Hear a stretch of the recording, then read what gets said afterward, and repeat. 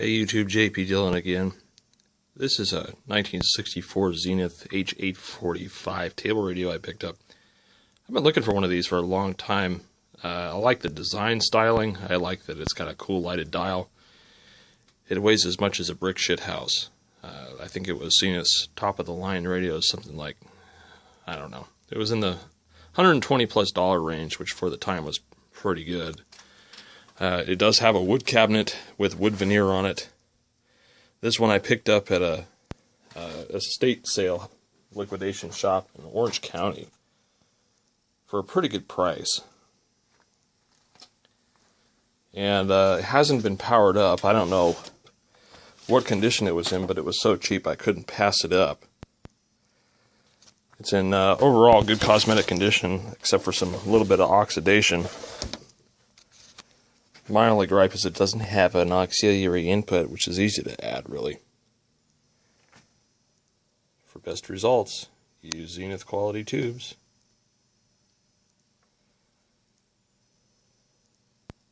Let's take the back off and see what's inside. So here it is with the back off.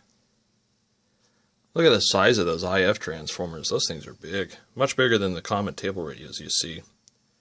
It's got a large 8-inch speaker. It's got a tweeter up here.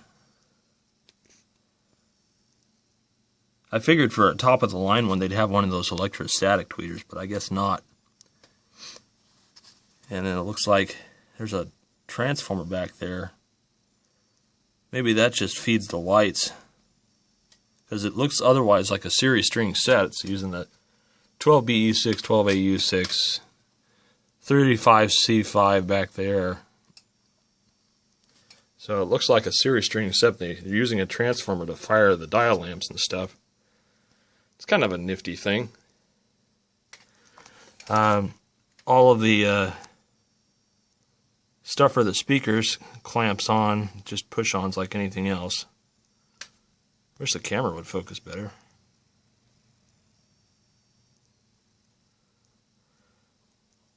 Pretty spiffy so far. Excuse me. Well, I guess what let's do is plug it in and fire it up, and we'll see what happens. Alright, so your guess is as good as mine, because I haven't fired this thing up yet. And it was quote-unquote untested.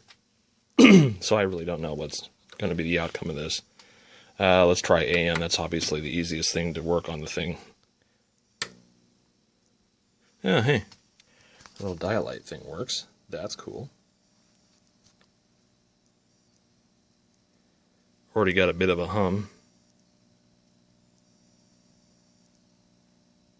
Come on.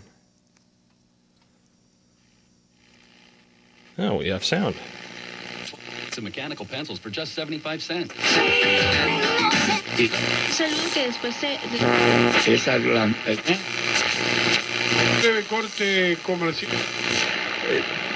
Cast a bigger marine. Campaña nacional. Staples.com for details. At Staples, make more happen.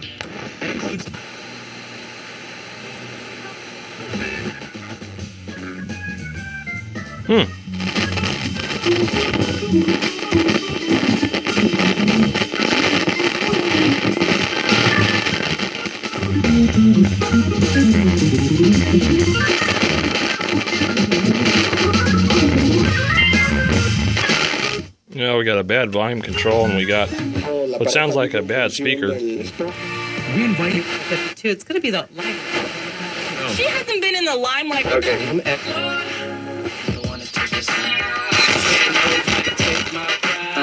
Can't nobody Requires 1 or 2 new lines based on location. Both phones. I wonder if they do that. come around and I'm gonna. For all offers. says yes, you know. Jesus Christ. Your retirement sale is on now. 1%.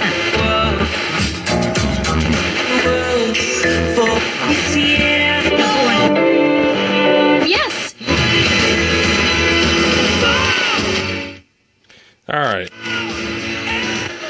I don't want to hang on a station too long because I'll get a copyright notice. And a new movie. 10%. And most of the You little like the boat. In theaters this Friday. And great. I mean, the switches and controls are really noisy, but if you crank it up past just a modicum of volume, the main speaker buzzes and rattles. But at a low volume, it sounds really good. And the fact that it's got this much life in it suggests it was either serviced or it's just in really good shape. So I'm kind of curious. I kind of want to pull it apart and see what's going on inside. Maybe at the very least, the FN sensitivity isn't great, so maybe we'll just pull a couple of tubes and check them and see what's going on there. I just noticed something as I was pulling this thing apart, and that is the soldering on those two terminals looks really shiny, as opposed to the hazy looking ones that have been sitting there forever. So somebody must have had this apart at some point, which is probably why it works so well. I'm guessing it was serviced by somebody. But let's get the chassis out of here, and let's test some tubes and see what's going on with it. This has definitely been apart before, because you've got a washer missing. While the rest of them got those little wood-biting washers in here. This one's gone. So we're just going to take the chassis screws out, and then there's another retaining nut that holds the dial in with the lighted assembly. I don't know if that's like a service sticker number or something like that. Doesn't look like something that would have been on here in the factory.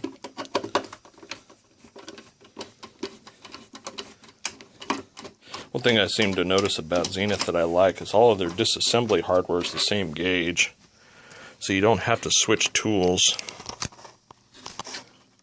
I think this is the other one. That's also really loose. For something with a lock washer on it, it's really loose. So I'm going to guess that somebody's had this apart before. That explains why it works so well. Somebody serviced it. And it's got, of course, the mismatching Zenith tubes.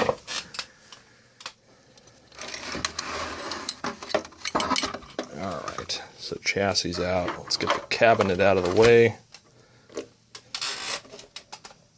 The cabinet is heavy. Okay, this has also got the bottom shield cover on it. There's your, let's get it on its butt. You can see there's the fabulous selenium rectifier there. They're just using 2/4-inch nuts to hold the sides on. Hold the bottom plate on anyway. There's one.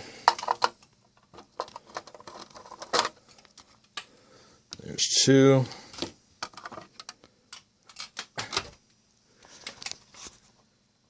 Look at all the wax capacitors. Oh, we're going to change those out for sure. And the Bumblebee death cap there. This is not stock. This is what was replaced. And let's see where that is in the circuit, just looking at that.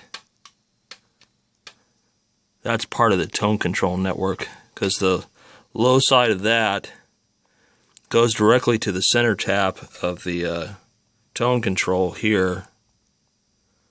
And then the other side is at the output of the volume control. So it goes through this decoupling cap through the tone control network, or maybe vice versa. I'm guessing the center tap is the output on this design. Lots of wax caps need to get changed out.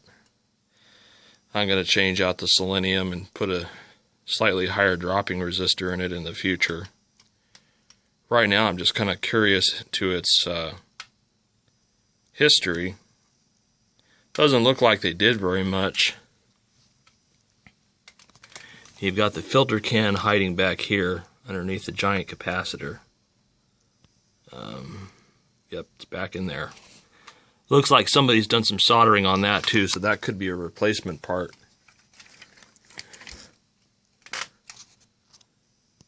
That's a Mallory number, 221561 or 1661. And it's definitely shinier than the rest of the adjacent metal, so I'm going to assume that that was replaced. Yeah, for the time it was on, it's still ice cold, so it's probably not leaking. Might just leave that in there. And then you've got your two interestingly placed dial lights. I guess they couldn't place the other one at the bottom because obviously the tuner shaft would get in the way. The paint on this sure looks nice. It's not faded. Still got all of your tube shields and stuff in place.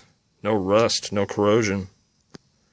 Which is funny because if you look on the front of the cabinet face, the front of the cabinet face has all that pitting and stuff.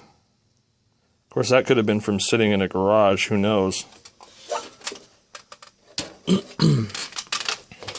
Alright. I guess the next thing to do, let's get out the tube checker. And we'll just start pulling tubes, test them, and making sure they're all happy. Alright, so first up is the 35C5, which is your output tube.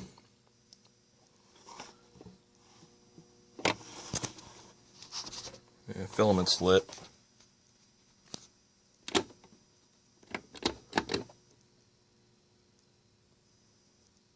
Still kind of warming up. It's not in bad shape though. There's no leakage, no shorts. Output tube's a little tired, but it's not unusable. Let's move on to the next one. Next one's a 19T8, which is your combination FM detector and audio preamp section. This is a 3-section tube. Let's see what they want that to be at 90 for your emission test. Still crummy. That could have been why our FM performance sucked. Let's see here. Next section. Change 13 to B. And move positions C and E.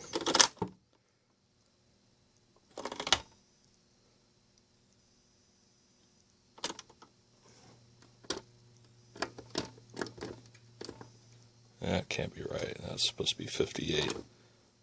The second section's okay. And the third one, change positions, is F from there to there.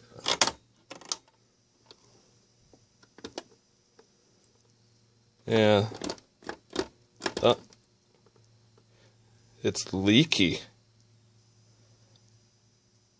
It's all over the place. Alright. So 19T8's crummy. We'll get rid of that one. This is one of our 12AU6s. This thing uses 3 12AU6s. It's a 3IF set. That's pretty good for a table radio. 3 IF stages for the FM. This was not a cheap set.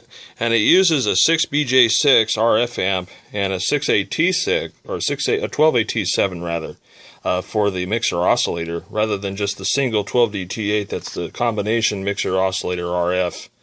So you get more performance out of the gate there. So this wasn't the cheap one. So that's okay. This IF tube here is okay. And since these are all the same, I'm just going to pull the next one.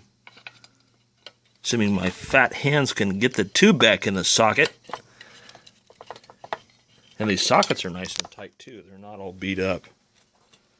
Here's the next one, another 12AU6.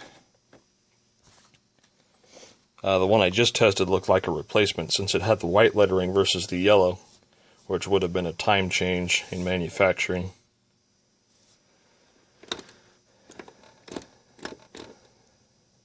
Still warming up.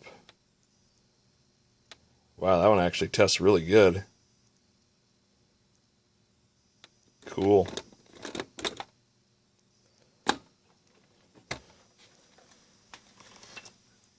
Okay, you go back in your socket.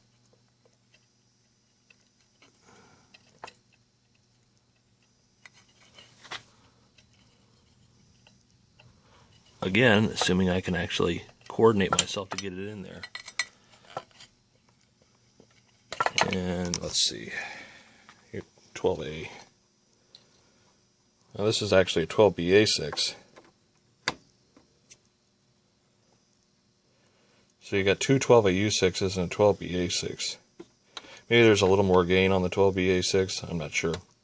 Don't remember what the characteristics were in transconductance was for the U6 versus the BA6. Excuse me.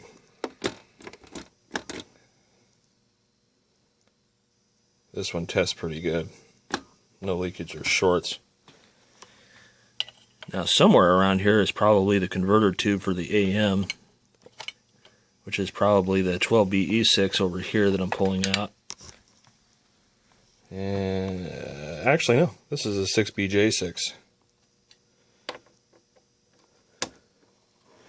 And let me just double check that I'm putting it in the right one.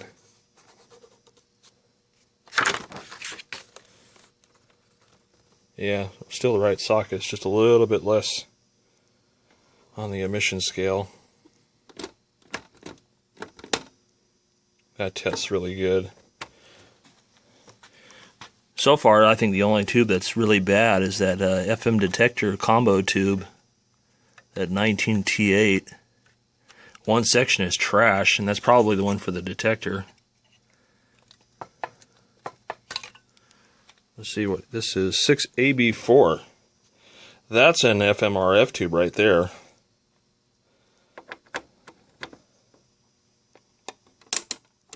Yeah, let's not overvolt the filament there. Actually, on the 6AB4,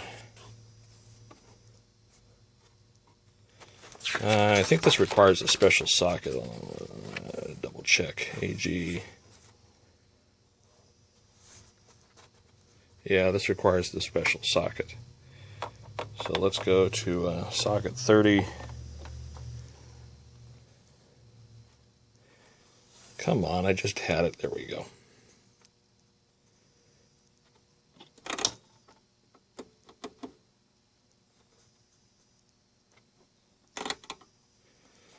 Isn't this fun?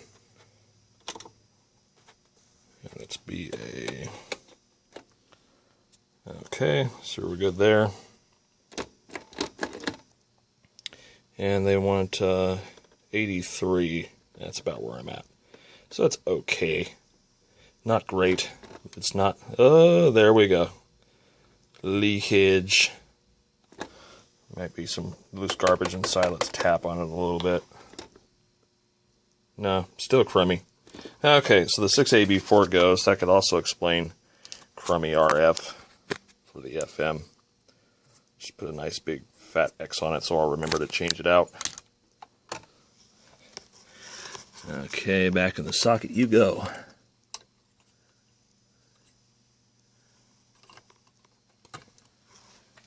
And I think I pulled the shield off of this. Maybe I didn't.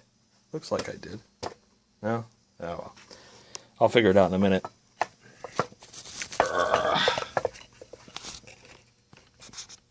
Trying to get this out is a pain. Oh, good. Okay, so this is probably a 12AT7. Probably. Focus. Yep, 12AT7. So you go over here. Just wait for that to warm up.